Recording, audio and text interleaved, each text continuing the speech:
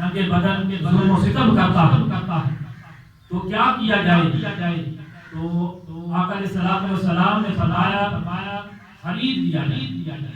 اگر حضرت ابوبکر صدیق نے کہا کہ مجھے جتنی بھی رقم لگ جائے میری میں اس کو خرید کر رہوں گا، چاہے میری ساری جائیداد ہی کیوں نہ لگ جائے، میں غلام کو خرید کر رہوں گا۔ آپ امیہ کے گھر کے دروازہ کے کروایا اور کہا کہ میں تم جنتی غلام حضرت بلال کیوں مارتے ہو؟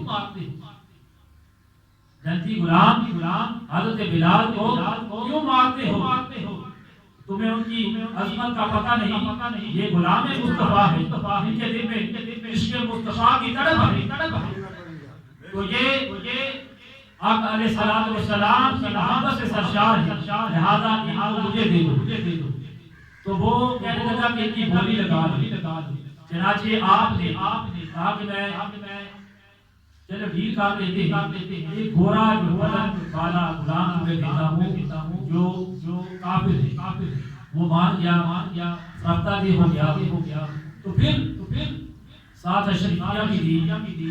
جب جانے لگے حضرت بلال حبشی کو لے کر مشرق آ رہا ہوں، جب حضرت بلال حبشی کو لے کر گئے تو پھر کہنے لگا کہ تو نے گاڑی کا سودا کیا، یہ غلام اس کا 10ویں حصے میں تمہیں دے دیتا اگر تمہیں اس میں دلچسپی نہ ہوتی۔